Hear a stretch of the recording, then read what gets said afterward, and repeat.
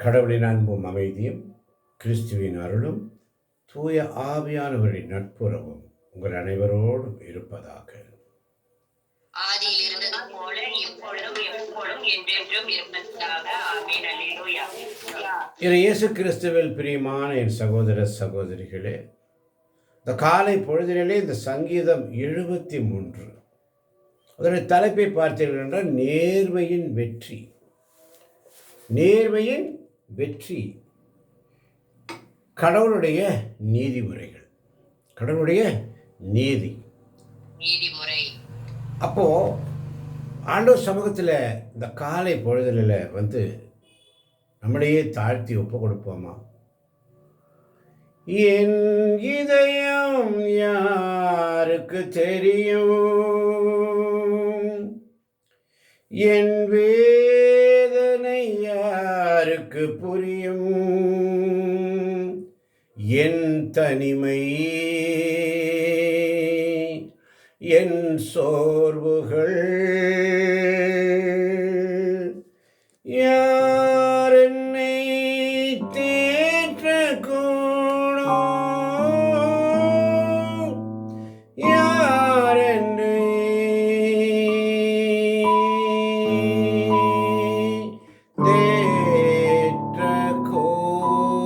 தேற்றக்கூடும். என் இதயம் இயேசுவுக்கு தெரியும், என் வேதனை இயேசுவுக்கு புரியும், என் தனிமை என் சோர்வுகள் இயேசு என்னை தேற்றுவார், இயேசு என்னை தேற்றுவார். ஆமன். பார்த்தவர்களே, இந்த கேள்விக்கு என்ன பதில்? என் கேள்விக்கு என்ன பதில்? ஆண்டவர்கிட்ட கேட்குறேன். ஆண்டவரே, நான் எப்போதும் உங்கள் சம்மதத்தானே இருக்கிறேன். எப்போதும் உங்களுடைய பாடுகளையும் வேதனைகளையும் துன்பங்களையும் துயரங்களையும் தியானிப்பதோடு மட்டுமில்லாமல் உங்களுடைய வார்த்தைகளை சிந்திப்பதிலும் திருப்பாடல்களை பாடுவதிலும் ஜெபிப்பதிலும் தானே இருக்கிறேன். எனக்கு ஏன் ஆண்டவரே இந்த சோதனை? அதனால தான் சங்கீதம் 73:13 சொல்லுகிறது, அப்படியானால் ஆமென். அப்படியானால் நான் என் உள்ளத்தை மாசற்றதாய் வைத்துக் கொண்டது வீண்தானா? குற்றமற்ற நான் என் கைகளை கழுவி கொண்டதும் வீண்தானா? ஆமென். அப்படியானால் நான் என் உள்ளத்தை மாசற்றதாய் வைத்துக் கொண்டது வீண்தானா? குற்றமற்ற நான் என் கைகளை கழுவி கொண்டதும் வீண்தானா? ஆமென். ஆமென். ஆமென் என்று சொல்லி சங்கீதக்காரனுடைய வேதனை, நான் என் உள்ளத்தை மாசற்றதாய் வைத்துக் கொண்டது வீண்தானா? குற்றமற்ற நான் என் கைகளை கழுவிக்கொண்டதும் வீண்தானா? 14ஆம் வசனம் இன்னும் அழகா சொல்லுது, நாள்தோறும் நான் வதைக்கப்படுகிறேன், காலைதோறும் ஆளாகின்றேன். நாள்தோறும் வதைக்கப்படுகிறோம். எப்படி? பழைய பிரச்சனை, புதிய பிரச்சனை, இன்றைய பிரச்சனை, நாளைய பிரச்சனை, அன்றைய பிரச்சனை, பிரச்சனைகளோடு வாழ்ந்து கொண்டிருக்கிறோம். அதனால தான் 21ஆம் வசனத்தில் சங்கீதக்காரர் அழகா சொல்லுகிறார் பாருங்க, ஆசிரியர், என் உள்ளம் கசந்தது, என் உணர்ச்சிகள் என்னை ஊடுருவி குத்தின. என் உள்ளம் கசந்தது, என் உணர்ச்சிகள் என்னை ஊடுருவி குத்தின. நெஞ்சின் நோவுகள் அவை மிஞ்சும் பாரங்கள், நெஞ்சின் நோவுகள் அவை மிஞ்சும் பாரங்கள், தஞ்சம் இன்றியே நெஞ்சம் ஏங்குதே, தஞ்சம் இன்றியே நெஞ்சம் ஏங்குதே. சொல்லி. ஆனால் ஆண்டவரை தேடுற பிள்ளைங்க 23 வசனம் இன்னும் அழகாக சொல்லும். ஆனாலும் நான் எப்போதும் உமது முன்னிலையில் தானே இருக்கின்றேன். என் வலக்கையை ஆதரவாய் பிடித்துள்ளேன். ஆமென். ஆனாலும் நான் எப்போதும் உமது முன்னிலையிலே தான் இருக்கின்றேன்.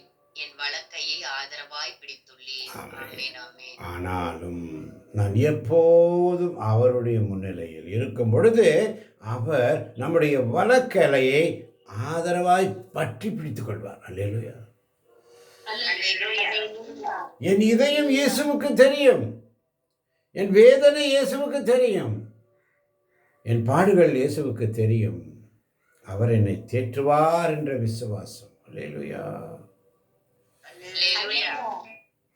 ஆமன் வாழ்ந்தவர்களே, 24 வசனத்தில் பாருங்க, உமது திருவள்ளப்படியே என்னை நடத்துகின்றேன். முடிவில் மாட்சியோடு என்னை எடுத்துக்கொள்வேன். அவருடைய திருவிழப்படியே நம்மை நடத்துகிறார். நேற்று பாருங்க ஜாக்ரி நம்ம சொன்னாங்க ஒரு அருமையான சாட்சி அந்த ஜபத்தில். முதலில் அவர்கள் டயாலிசிஸ் பண்ணணும்னு சொல்லும் பொழுது, நீ டயாலிசிஸ் உங்களுக்கு வேண்டாமா? டாக்டர் சொல்கிறார் வேண்டாம். அவருடைய ஜபம் அந்த ஒரு டெம்பரரி ரிலீஃப், அந்த நேரத்தில் ஆறுதல் கொடுக்கிறார் ஆண்டவர். அல்லேலூயா. இந்த 40 நாட்கள் உங்களுக்கு ஒன்றும் ஆகாது. 2 மாதம் அவங்க டயாலிசிஸ் பண்ணாமல் இருந்தாங்க. ஆனால் ஆண்டவருடைய திட்டம், எனக்கு துன்பம் விளைந்தது என்னுடைய நன்மைக்காகவே என்று சொல்லி அவருடைய பிளான் படி அவர் என்ன செய்கிறாரு, 2 மாதம் ரிலாக்ஸ் பண்ணிவிட்டு இப்போ அவங்க டயாலிசிஸ் பண்ணணும்னு சொல்லும் பொழுது அந்த தைரியத்தை 2 மாதமாக அவர்களுக்கு ஊக்கமூட்டி இப்போ அந்த தைரியத்தை கொடுக்குறாங்க. இப்போ அவங்க 2 நாள் 3 நாள் இப்போ டயாலிசிஸ் பண்ணி வந்துட்டு அவங்களுக்கு எந்த விதமான அந்த பயமோ வேதனையோ இல்லை. அல்லேலூயா. நேற்று நாம் சாட்சியாக கேட்டோம். இது கதை அல்ல, கட்டுக்கதை அல்ல. இப்போ அந்த அம்மா டயாலிசிஸ் போயிட்டு வராங்க, முடிஞ்ச வரைக்கும் ஆண்டவர் சமூகத்தில் உட்கார்றாங்க. அல்லேலூயா. என் உள்ளம் கசந்தது, என் உணர்ச்சிகள் என்னை ஊடுருவி குத்தின. அந்த நேரத்தில் அப்போ அந்த நேரத்தில் இப்போ டயாலிசிஸ் வேண்டாம் என்று சொல்லும் பொழுது அந்த ஆர்வம் அவர்களை என்ன செஞ்சிச்சு, அந்த 40 நாள் 2 மாதம் அவங்களால பொறுத்து கொள்ளக்கூடிய, சகித்து கொள்ளக்கூடிய ஊக்குவிக்கிறார் ஆண்டவர், பலனை தருகிறார். அல்லேலூயா. இப்போ அந்த டயாலிசிஸ் பண்ணுவதற்கு தேவையான சக்தியை கொடுக்கிறார். ஆமென். ஒரு நொடி பொழுதே நான் உன்னை கை நெகிழ்ந்தேன், என் நீதியின் கரத்தால் நான் உன்னை தாங்குவேன் என்று சொல்லி. அப்போ ஆண்டவர் சமூகத்தில் அந்த அம்மாவுடைய ஜெபம் எப்படி இருந்தது நான் சொல்லி கொடுத்தேன். அம்மா கவலைப்படாதீங்க, ஆண்டவரே என் சித்தம் அல்ல உன் சித்தத்தின்படியே ஆகட்டும் என்று அவருடைய சித்தத்துக்கு விட்டுருங்க. எனக்கு டயாலிசிஸ் வேண்டான்னு சொன்னீங்க, அதை அவர் ஒத்துக்கிட்டாரு. ஆனால் அவருடைய திட்டத்தில் உங்களுக்கு நல்ல ஒரு ட்ரீட்மெண்ட்டை கொடுக்கணும் என்பது தான் அவருடைய திட்டம். அல்லேலூயா. அப்போ அந்த டயாலிசிஸ் பண்ணுறதுக்கு உண்டான சக்தியை ஆண்டவர் அந்த அம்மாவுக்கு கொடுக்கிறார். ஆமென். நேற்று நாம் பார்த்தோம், அந்த அம்மாவுடைய சப்தத்தை கேட்டோம். இப்போ எப்படி இருக்கிறீங்க ஜாக்லின் அம்மா? ஆசீர்வாதமா இருக்காங்க. ஆமென். பார்த்தீங்களா அந்த வாய், நான் ஆசீர்வாதமாக இருக்கிறேன், புத்துணர்ச்சி தருவார். அதனால தான் 24 வசனம், உமது திருவுளப்படியே என்னை நடத்துகின்றீர், முடிவில் மாட்சியோடு என்னை அதுதான் நமக்கு தேவை. அல்லேலூயா. இத்தனை காலம் நான் வாழ்ந்துட்டு, இத்தனை காலம் இருந்துட்டு எல்லாமே பண்ணிட்டேன். ஆனால் இனி உள்ள காலங்களில் ஆண்டவரே உம்முடைய திருவள்ளுப்படி, அதனால தான் அந்த அம்மா சொன்னேன், ஆண்டவர்கிட்ட இப்படி ஜெபிங்க, ஆண்டவரே என் சித்தம் அல்ல உம் சித்தத்தின்படியே ஆகட்டும் என்று சொல்லி. அல்லேலூயா. ஆமென். அவர்கள் அப்படியே ஜெபித்தார்கள், அதை அப்படியே நம்பினாங்க. அவங்க அந்த கேள்வி வந்தது. நேற்று அவங்களுடைய சாட்சியை நம்ம பார்த்தோம். அப்படித்தானே ஜாக்குலின் அம்மா, உங்களுடைய சாட்சியை கொஞ்சம் மறுபடியும் ஒரு தடவை சொல்லுங்கம்மா, கொஞ்சம் ஷார்ட்டா. இயேசுவுக்கு நன்றி. நான் முதல்ல போகும்போது டயாலிசிஸ் போகும்போது ரொம்ப பயந்த, வீல் சேர்ல ஒரு செத்த பொண மாதிரி தான் போனேன். அப்போ இந்த பிரதரை பார்த்தோன்னே எனக்கு கண்ணீர் பயங்கரமா வந்துச்சு. ஒரு தெய்வத்தை பார்த்த மாதிரி. என்னன்னு தெரியல, இவ்வளவு நாள் அவ்வளவு நாள் அவர் சந்திச்சதே இல்லை. ரொம்ப வருஷமாச்சு. ரொம்ப வருஷத்துக்கு முன்னாடி நான் ரொம்ப அவங்க வீட்டுக்கெல்லாம் போவேன். ஆனா ரொம்ப வருஷத்துக்கு அப்புறம் அன்னைக்குதான் அவரை பார்க்கலாம்னா அவங்கள பார்த்த உடனே அவங்களும் அவங்க ஒய்ஃபையும் என்னை பார்த்து என் தலையில கை வச்சோன்னே எனக்கு அழுக தாங்கல. எவ்வளவு திமிரா நடப்பேன், எப்படி நடப்பேன் பிரதர், இன்னைக்கு வீல் சேர்ல வந்துட்டேன் பார்த்தீங்களா அப்படின்னு. அப்ப அவர் சொன்னார், என்னோட சாட்சியத்தை கேளுமா, நெஞ்சில நான் ஸ்ட்ரெட் வச்சு நான் எவ்வளோ இந்த அளவுக்கு நான் இன்னும் நிம்மதியா இருக்கேன்னா மாதாதான் காரணம். நீயும் மாதாவை நம்பு, கருமத்தம்பட்டி மாதாவை நம்பு, நம்ம அன்னைய நம்பு. 40 நாள்ல நீ சுகம் கிடைக்கும், தைரியமா அழுகாம போ. உனக்கு என்னன்னா கேட்கல, நானு நீ தைரியமா போன்னு தலையில கை வச்சு ஜெபிச்சு விட்டாரு. நான் நம்பிக்கையா போனேன். 40 நாள் கடவுள் காப்பாத்துவாரு அப்படி அந்த ஒரே நம்பிக்கை. ஆனா டயாலிசிஸ் பண்ணும்போது ரொம்பவே எனக்கு முடியல. 3 நாள் ஹாஸ்பிட்டலே தான் அட்மிட் ஆகி டயாலிசிஸ் பண்ணாங்க. அந்த 3 நாள் கழிச்சு வீட்டுக்கு வந்தோடனே 4வது முறை போகும்போது எனக்கு கடவுள் வந்து டயாலிசிஸ் வேண்டாம் அப்படின்னு சொல்லிட்டாரு. எனக்கு அந்த 40 நாள் பிரதர் சொன்னதான் ஞாபகம் வச்சு 30 நாள்லயே எனக்கு விடுதலை கொடுத்துட்டாருன்னு சொல்லி சந்தோஷப்பட்டேன். அப்புறம் நான் 2 மாசம் ரொம்ப சந்தோஷமா இருக்கேன், டயாலிசிஸ் நமக்கு இல்லை அப்படின்னு சொல்லிட்டு. மறுபடியும் பண்ண வேண்டிய சூழ்நிலை, காலில் நீர் வடியும், கண்டிப்பா பண்ணியே ஆகணுமா, இல்லைன்னா நீங்க உயிர் பிழைக்க மாட்டீங்க அப்படின்ட்டாரு. அப்புறம் சரி பண்ண போனோம். ஆனா இந்த முறை போனப்போ பிரதர் கேட்ட, பிரதர் என்ன பிரதர் இப்படி சொல்லிட்டாங்களே அப்படின்னு சொல்லி கேட்டப்போ நீ அன்னைக்கு சொன்ன ஒரு 40 நாள் உன்னை சுகம் கிடைக்கும்னு சொல்லிட்டு. ஆனா இன்னைக்கு சொன்னாரு, என் சித்தம் அல்ல உன் சித்தம் போல் நடக்கட்டும் அப்படின்னு ப்ரேயர் பண்ணுவோம். அப்போது கடவுள் பார்த்துக்குவாரு. வேற எதுவுமே நீ ஜெபம் பண்ண வேண்டாம். மரிய வாழ்க, என் சித்தம் அல்ல உன் சித்தம் போல் ஆகட்டும், இதை மட்டும் ஜெபம் சொல்லிட்டு இருந்தாரு. நானும் அங்க போய் எல்லா டெஸ்ட்லயும் அந்த ஜெபம் மட்டும் தான் சொன்னேன். டயாலிசிஸ் பண்ணணும் கொண்டு கூட்டிட்டு போயிட்டாங்க. முதல் முறை பண்ணப்போ கொஞ்சம் திகிலா இருந்துச்சு. பெட்ல படுத்துட்டு ரொம்ப பையன்கிட்ட கஷ்டப்பட்டேன். 2வது முறை கூட்டிட்டு போனப்போ அந்த பயமே இல்லை, படுக்கிற பயமே இல்லை. அந்த புண்ணு மட்டும்தான் வலிச்சு. நான் தைரியமா வெளியே வந்தேன். என் பொண்ணு சொன்ன, அம்மா உங்க முகத்துல தெளிவா இருக்கீங்கம்மா, உங்களுக்கு அந்த பயமே இல்லை அப்படின்னா. 3வது அவங்களாம் ரொம்ப பயந்தாங்க, ரொம்ப பயந்துக்குவேன். அதுலயே அவங்களுக்கு ஹார்ட் அட்டாக் வந்து ஏன்னா ஊட்டியில அவர் அப்படி பயந்ததால தான் அவருக்கு இந்த மாதிரி ஆச்சு. நான் ரொம்ப பயப்படுவேன். ஆனா அந்த பிரதரோட ஒரு வார்த்தை, என் சித்தம் அல்ல உன் சித்தம் போல் நடக்கட்டும்னு, அந்த ஒரு வார்த்தையை நான் ரொம்ப நம்புறேன். இப்ப நான் விசுவசிச்சுட்டு தான் இருக்கேன். அந்த வார்த்தையை தான் சொல்லிட்டு இருக்கேன். உன் விருப்பம்பா, எனக்கு இன்னும் செய்யணும் டயாலிசிஸ் செய்யட்டும், வாழ்க்கை பூரா செய்யணும்னா செஞ்சுக்கிறேன், இல்ல வேண்டாமான்னு நீங்க நிறுத்துனீங்களா நிறுத்துங்க, என் சித்தம் அல்ல அப்படின்னு சொல்லிட்டு பேர் பண்ணிட்டு தான் இருக்கேன். அவர்கிட்ட வந்து டயாலிசிஸ் செய்யாதீங்கன்னு சொல்லி நான் கேட்கவே இல்லை. இதுக்கு மேல உன்னுடைய சித்தம் போல எல்லாமே நடக்கட்டும், நீங்க எல்லாமே பாத்துக்குவீங்க அப்படி என் ஜபத்துல இருக்கு.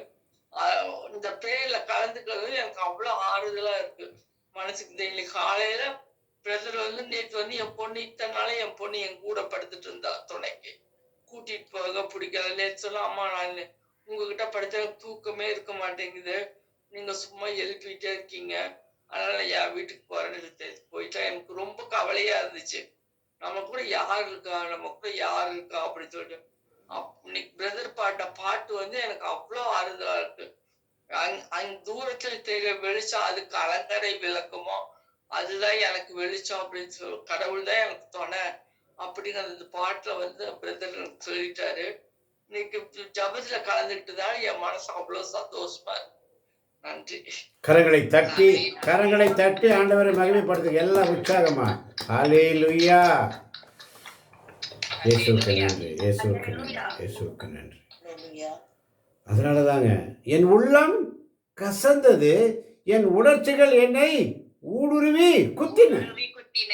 பின்ன அந்த அம்மாவுக்கு அந்த உள்ளம் கசந்துச்சு, அவருடைய உணர்ச்சிகள் அவருடைய ஊடுருவி குத்தின. ஆனாலும்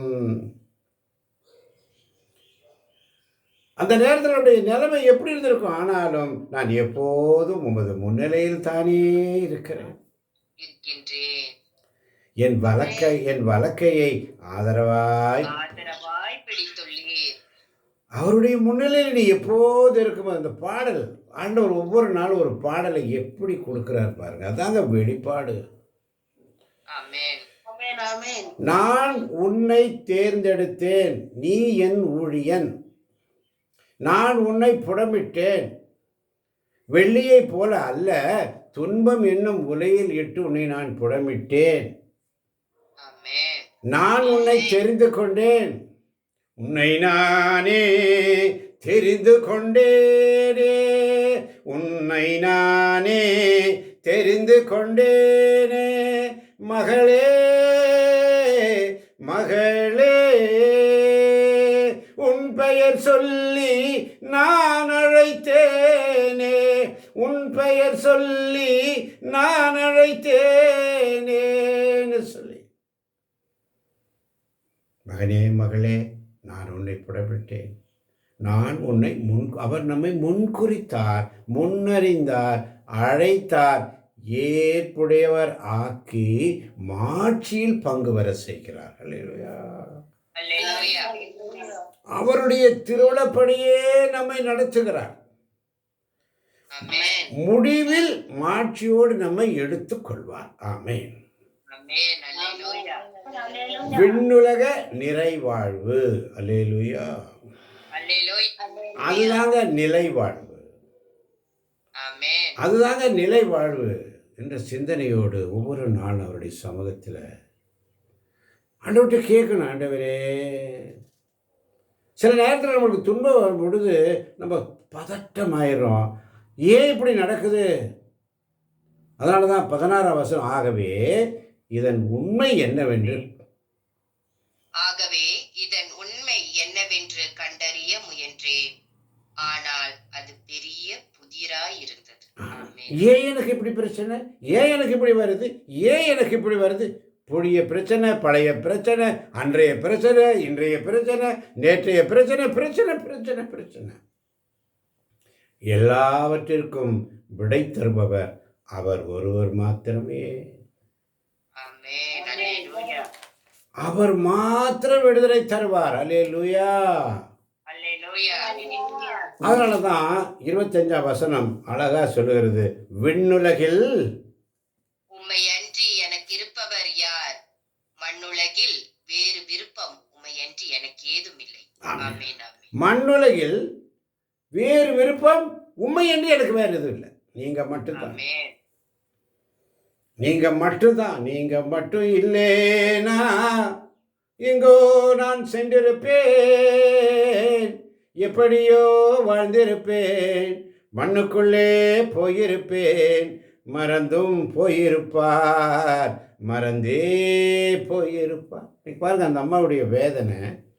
பெத்த பிள்ளை எப்பொழுதும் கூடவே படுப்பாங்க. அந்த பிள்ளை தூக்கம் இல்லை, அதுக்கும் கஷ்டம் இருக்கும். பாவம், குழந்தைங்க இருக்கும், 2 குழந்தைங்க, கணவன், குடும்ப பாரம் எல்லாம் இருக்கும். அம்மா உங்கள் பக்கத்தில் எப்பொழுதும் படுக்கிற பிள்ளை, அந்த தாய் என் பிள்ளை என் பக்கத்தில் படுத்திருக்கான்ற அந்த ஒரு தெய்வீக உறவோட அந்த குழந்தை என் கூட இருக்கிறாள்ன்ற ஒரு சந்தோஷத்தோடு படுத்திருப்பாங்க. திடீர்னு அந்த பிள்ளை, அம்மா எனக்கு தூக்கம் வர்றது இல்லைம்மா, ரொம்ப கஷ்டமாக இருக்குன்னு சொல்லி நான் என் வீட்டுக்கு போகிறேன்னு சொல்லி அந்த தாயை தனிமையாக விட்டுட்டு போகும்போது அந்த தாயின் உள்ளம் எவ்வளவு வேதனைப்பட்டிருக்கும். அவங்க வேண்டான்னு சொல்லியிருக்க மாட்டேன். சரி மகளே, போயிட்டு வா. என் இதயம் இயேசுவுக்கு தெரியும். ஆமென். அல்லேலூயா. ஆமென். நெஞ்சு நோவுகள் அவை மிஞ்சும் பாரங்கள், தஞ்சம் இன்றியே நெஞ்சம் ஏங்குதே. எவ்வளோ வேதனையோடு இருந்திருக்கும். பெத்த பிள்ளை விலகி அம்மா நான் தூக்கம் வரல, நான் அங்கே போய் படுத்துக்கிறேன். மரணப்படுக்கையில் இருக்கும்போது நம்முடைய பிள்ளைகள் நமக்கு ஆதரவாக இருப்பாங்கன்னு நம்ம நினச்சி வளர்க்குறோம், எல்லாமே செய்கிறோம். நமக்கு ஆதரவாக இருக்கிறவர் ஆண்டவர் ஒருவர் மாத்திரமே. நமக்கு ஆதரவு, எனக்கு ஆதரவு அவர் ஒருவர் மாத்திரமே. அல்லேலூயா. அதனால தான் நாம் நாள்தோறும் வதைக்கப்படுகிறோம், காலைதோறும் கண்டிப்புக்கு ஆளாகிறோம். கண்டிப்பு, ஆண்டவருடைய கண்டிப்பு, அவருடைய வற்புறுத்தி. ஏன் ஆண்டவர் சொல்லிட்டு நீ உட்காரு, மற்றதெல்லாம் அவர் பார்த்துக்குவார். அல்லேலூயா. அதனால தான் நான் எப்போதும் உமது முன்னிலையிலே தான் இருக்கிறேன், என் வலக்கையை ஆதரவாய் பிடித்துள்ளீர். வலக்கையை பற்றி பிடிக்கிறார். அல்லேலூயா. உன் வலக்கையை பற்றி பிடித்து, வலக்கரத்தை பிடித்து பற்றி பிடித்து நடத்துவரும் நானே. மறந்து போகக்கூடாது. அல்லேலூயா. அதனால தான் 16ஆம் வசனம், ஆகவே இதன் உண்மை என்னவென்று கண்டறிய முயன்றேன், ஆனால் அது பெரிய புதிராய். இனி நான் என்ன செய்வதென்று,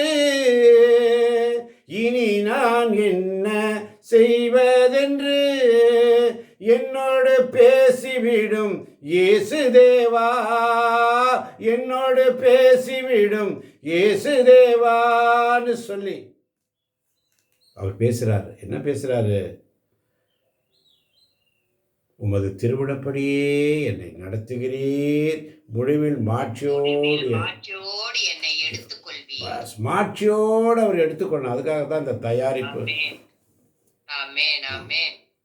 அதனால தான் 26ஆம் வசனம் சொல்லுது, எனது உடலும் உள்ளமும் நைந்து போயின.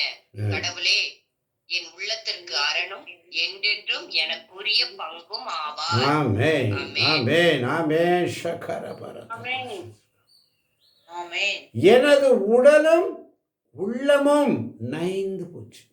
உடலும் நெஞ்சு போச்சு, உள்ளமும் நெஞ்சு போச்சு. நான் என்ன செய்வேன்? என் உள்ளத்திற்கு அரண், என்றென்றும் எனக்குரிய பங்கு. அல்லேலூயா. என்றென்றும் எனக்குரிய பங்கு. நேற்று சங்கீதம் 18:2 வாசித்தோம். அவரே என் ஆண்டவரே என் கேடயம், ஆண்டவர் என் கற்பாரை, ஆண்டவர் என் கற்பாரை, என் கோட்டை, என் கோட்டை, என் மீட்பர், என் மீட்பர், என் இறைவன், என் இறைவன். நான் புகலிடம் தேடும் மலை அவரே, நான் புகலிடம் தேடும் மலை அவரே. என் கேடயம், என் கேடயம், எனக்கும் மீட்பளிக்கும் வல்லமை, எனக்கு மீட்பளிக்கும் வல்லமை, என் அரண், என் அரண். அல்லேலூயா. ஆமென். அல்லேலூயா. அதனால தான் சங்கீதம் 38:8 சொல்லப்படுகிறது, நான் வலுவற்று போனேன், முற்றிலும் நொறுங்கி போனேன், என் உள்ள கொதிப்பினால் கதறுகிறேன்.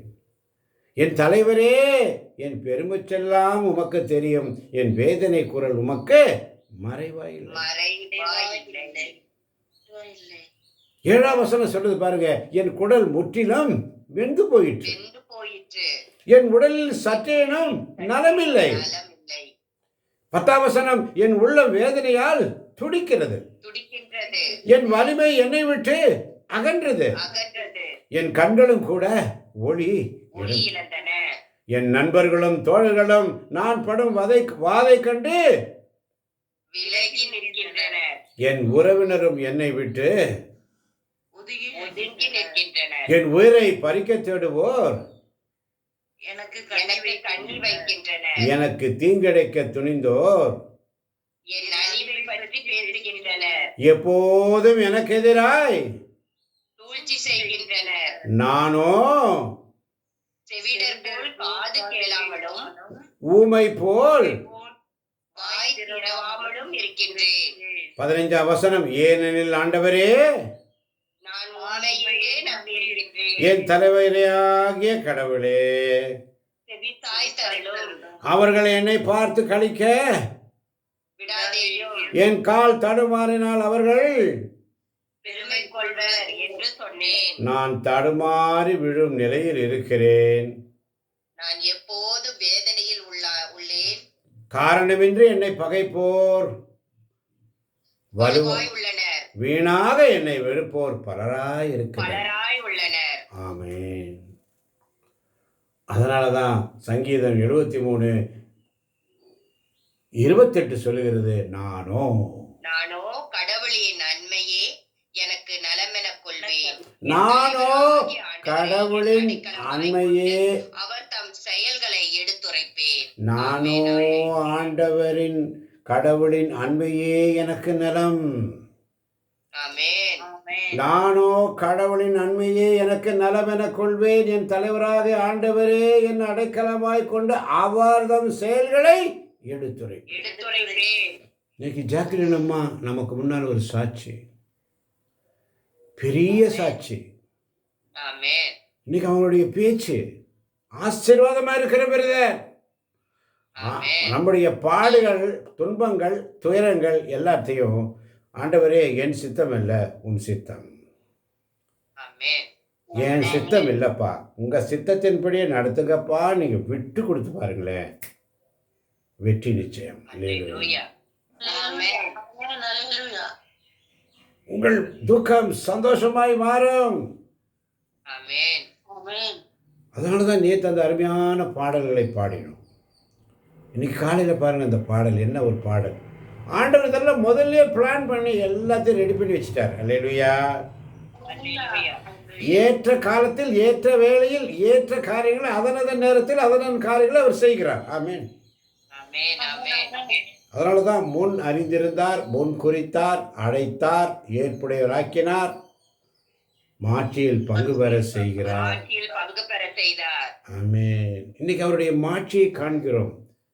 இயேசு கிறிஸ்துவில் பிரியமான சகோதர சகோதரிகளை, ஒவ்வொரு நாளும் அவருடைய சமூகத்தில் நம்மையாவை தாழ்த்தி ஒப்பு கொடுப்போம். ஆமென். அதனால தான் 18 முதல் 22 உள்ள வசனங்களை பார்க்கும் பொழுது பாவிகளின் போர்மை வாழ்வு நிலையற்றது. அதனால தான் 23லேருந்து 28 வரைக்கும் உள்ள வசனங்களை பார்க்கும் பொழுது கடவுள் அருகில் இருந்து நேர்மையான வாழ்வு வாழ்வதே நலமென கண்டேன். அல்லேலூயா. அதனால தான் அவருடைய சமூகத்தில் ஒவ்வொரு நாளும் காத்திருக்கணும் தேவ பிள்ளைகளே. ஆமென். அப்போ இறைவனுக்கு உகந்த நல்வாழ்வு வாழும்போது கூட பல விதங்களில் தொல்லையும் துயரமும் நம்மை தொடர்கின்றன. ஆமென். ஆமென். நல்லவருக்கு விடிவு மீட்பு என்பது இல்லையா? நான் ஏன் துன்புற வேண்டும் என்ற கேள்விகள் எழுகின்றன. ஆனால் நல்லோரின் நலிவு பற்றி இந்த இறைவன் ஒருவரே பதிலுரை கொடுக்க முடியும். காலமும் வாழ்வும் அந்த இறை அன்பும் தான் நீடிய உண்மையை நமக்கு கொடுக்கிறது. ஆமென். எல்லா வேதனைகளிலிருந்தும் நம்மை விடுவிக்க நாம் முயற்சிகள் எடுக்க வேண்டும். அது நம்முடைய கையில் அல்ல, அது கடவுளுடைய கையில் இருப்பது, அவருடைய திருவுளத்தின்படி இருக்கிறது. அல்லேலூயா. அல்லேலூயா. அதனால தான் என் சித்தம் அல்ல உம் சித்தம் என்று சொல்லி, ஆண்டவரே விண்ணுலகில் உண்மை என்று எனக்கு இருப்பவர் யார்? இயேசுவே எனக்கு என்று யாருமே இல்லை, உம்மை நம்பியே நானும் வாழ்கிறேன், உம்மை தேடியே நானும் வருகிறேன். பாரு இயேசுவே என்ன பாரு இயேசுவே, கையை பிடிச்சிட்டு என்ன நடத்து இயேசுவே. நானாலும் நான் எப்போதும் உமது முன்னிலையிலே தான் இருக்கிறேன், என் வலக்கையை ஆதரவாய் பிடித்துள்ளேன் என்று சொல்லி இந்த அதிகாலை வேளையிலே வந்திருக்கின்ற ஒவ்வொரு பிள்ளைகளையும் உடைய கரங்களில் ஒப்பு கொடுக்கிறேன். பிள்ளைகளை உச்சம் தலைமுறைகாரோட எத்தனை வேதனைகள் பாடுகள் இருந்தாலும் ஆசீர்வதிங்கப்பா, பலப்படுத்துங்கப்பா, தைரியத்தை கொடுங்கப்பா. எப்போதும் உடைய முன்னிலையில் இருக்கக்கூடிய தைரியத்தை கொடுங்க ஆண்டவரே. எங்கள் உள்ளம் கசந்து எங்கள் உணர்ச்சிகள் எங்களை ஊறி குத்தினாலும், நாள்தோறும் நாங்கள் வதைக்கப்பட்டாலும், காலைதோறும் கண்டிப்புக்கு ஆளானாலும், என் உள்ளத்தை நான் மாசற்றதாக வைத்துக் கொண்டது வீண்தானா? குற்றமற்ற நான் என் கைகளை கழுவி கொண்டது வீண்தானா என்று கேள்வியோடு இருக்கிறாயா? என் மகனே, மகளே, இதோ உங்களுக்கு விடுதலை. விடுதலையின் நாயகன், விடுதலையின் நாயகர்களுக்கு ஒரு விடுதலையை தரப்போகிறார். இந்த நாள் முழுவதும் உங்களை ஆசீர்வதித்து வழிநடத்துகிற தேவன் என்றும் உங்களை நிறைவாக ஆசீர்வதிப்பாராக. இதை கேட்டுக்கொண்டிருக்கின்ற கேட்கப் போகின்ற ஒவ்வொரு பிள்ளைகளுடைய கரங்கள் ஒப்பு கொடுக்கிறேன். ஆசீர்வதியும் பலப்படுத்தும் இயேசுவின் நாமத்தில் பிதாவே. ஆமேன், ஆமேன், ஆமேன்.